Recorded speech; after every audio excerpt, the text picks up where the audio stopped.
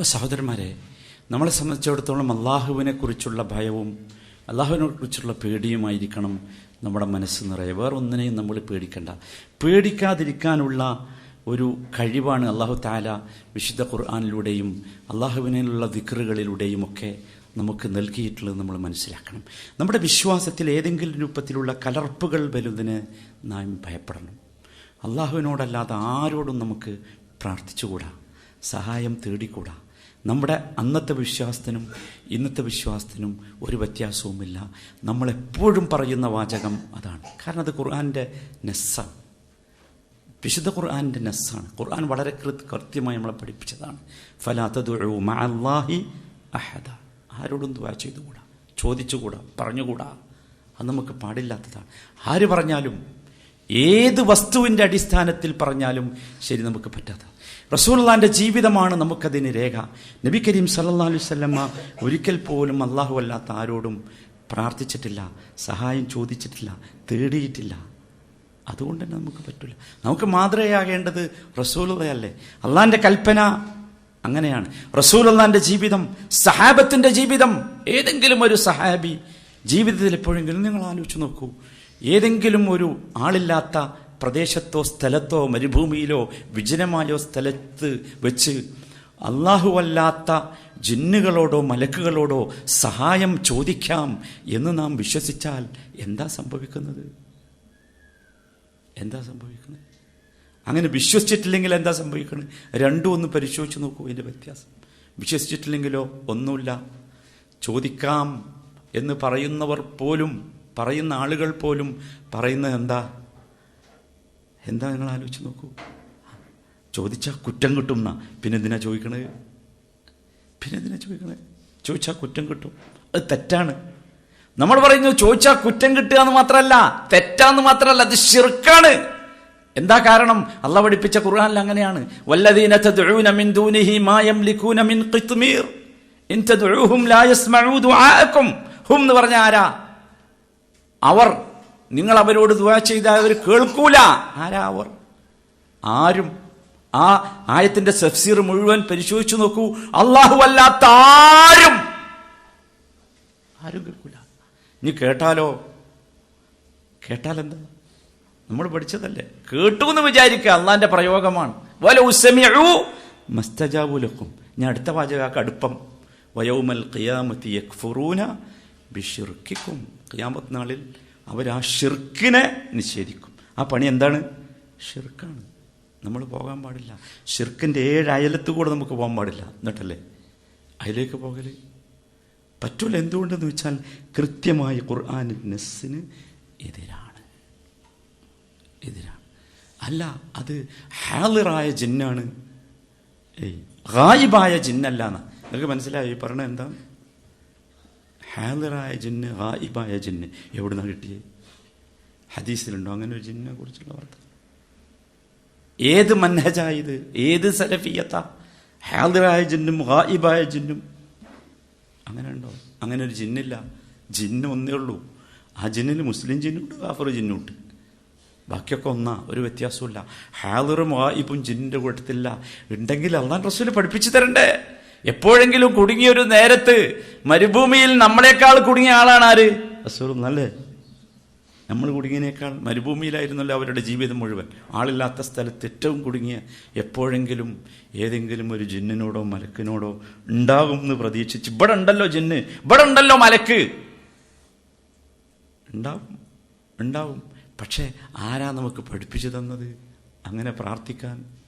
നമ്മൾ ചോദിച്ചില്ലേ ഇത്ര കാലം ഈ മനുഷ്യന്മാരോട്, അള്ളാഹു അല്ലാത്തവരോട് ദുആ ചെയ്യാൻ ഖുർആനിൽ തെളിവുണ്ട് എന്ന് പറഞ്ഞപ്പോൾ നമ്മൾ തിരിച്ചു ചോദിച്ച ചോദ്യം എന്താ?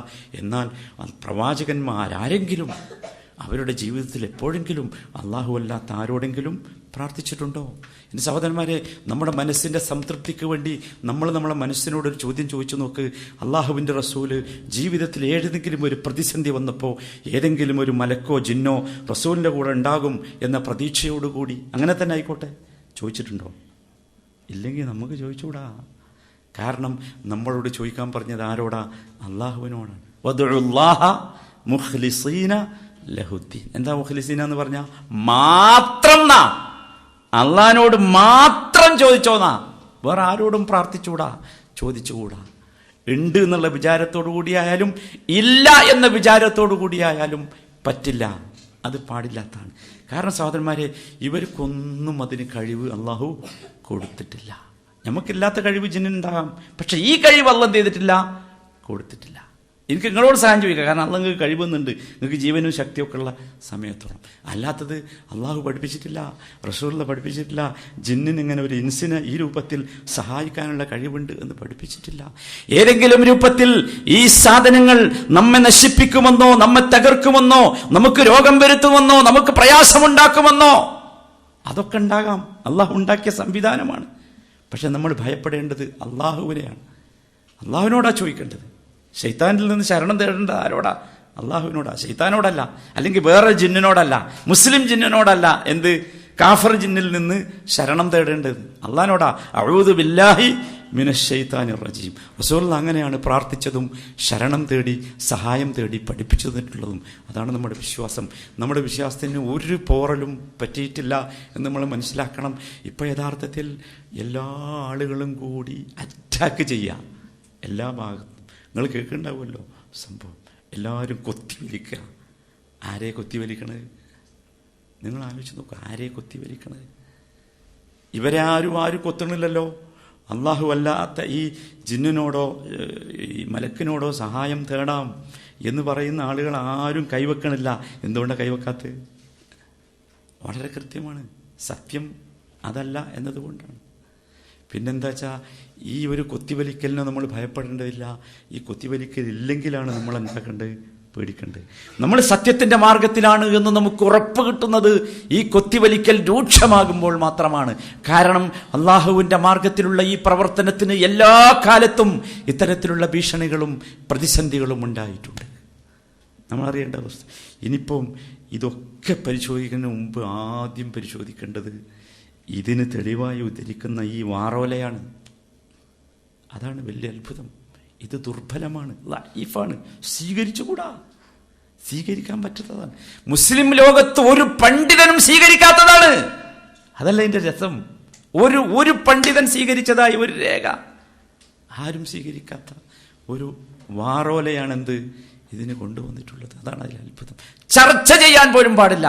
ഞാനിത് സംസാരിക്കാൻ വിചാരിച്ചതല്ല. നിങ്ങൾക്കറിയാലോ എൻ്റെ രീതി ഇതല്ല. പക്ഷേ വല്ലാതെ തെറ്റിദ്ധാരണകൾ സൃഷ്ടിക്കുന്നു എന്നതുകൊണ്ട് പറഞ്ഞു പോയത് മാത്രമാണ്. ചർച്ച ചെയ്യാൻ പോലും പാടില്ലാത്ത, മുസ്ലിമീങ്ങൾക്ക് പൊതുജനങ്ങൾക്കിടയിൽ ചർച്ച ചെയ്യാൻ പോലും പാടില്ലാത്ത അത്രയും ഗ്രേഡ് കുറഞ്ഞ സാധനമാണെന്ത് ഈ പറഞ്ഞുകൊണ്ടിരിക്കണ പിശാച് കൊണ്ടുവന്ന നമ്മെ നശിപ്പിക്കാനും, ഞാൻ നേരത്തെ സൂചിപ്പിച്ച ഈമാന്റെ പേരിലുള്ള നമ്മുടെ ഈ കെട്ടുറപ്പും ഭദ്രതയും സ്നേഹവും ഐക്യവും തകർക്കാനും പിശാച് കൊണ്ടുവന്നതായിരിക്കും എന്ന് തന്നെയാണ് എൻ്റെ ധാരണയും വിചാരം. അതല്ലെങ്കിൽ ദഅവത്തിനെ ഭയപ്പെടുന്ന ഒരു സമൂഹം ഇതിന് പിന്നിൽ പ്രവർത്തിക്കുന്നുണ്ട്. ഇപ്പം എന്താ നിന്നത്? വേറെന്ത്? ആർക്കും നഷ്ടമുണ്ടോ? ആർക്കും നഷ്ടമല്ല. ആർക്കും നഷ്ടം. നിന്നതെന്താ? ദഅവത്താണ്. അത് നിന്നു. ആ പണിയില്ലപ്പം, നടത്താൻ കഴിയില്ല. കാരണം ഒരു സ്വസ്ഥത വേണ്ട, ഈമാൻ വേണ്ട. ഞാൻ നേരത്തെ പറഞ്ഞ അമ്നുണ്ടാണ്ടേ. അപ്പൊ സഹോദരന്മാരെ ഒക്കെ അങ്ങോട്ട് തിരിക്കുക ആ അമ്നിലേക്ക്. വിഷയം എന്താന്ന് വെച്ചാൽ, നമുക്ക് ഈ ഒരു സമൂഹത്തിൽ നിന്ന് തെറ്റിപ്പോകാനും ഭിന്നിച്ചു പോകാനും കാരണമായി നാം ഉണ്ടാക്കിയിട്ടുള്ള ഈ ജൽപ്പനങ്ങൾ മുഴുവൻ നമ്മുടെ വിശ്വാസത്തിന്റെ ദുർബലതയുടെ ഭാഗമാണ് മാത്രമാണ്. അള്ളാഹു നമ്മളെ കാത്തുരക്ഷിക്കുമാറാകട്ടെ. റബ്ബന ആതിനാ ഫിദ്ദുനിയ ഹസന വഫിൽ ആഖിറതി ഹസനതൻ വഖിനാ അദാബന്നാർ വസല്ലല്ലാഹു വസല്ലമ അലാ റസൂലിഹി നബിയിൽ കരീം വഅലാ ആലിഹി വസഹ്ബിഹി അജ്മഈൻ വൽഹംദുലില്ലാഹി റബ്ബിൽ ആലമീൻ.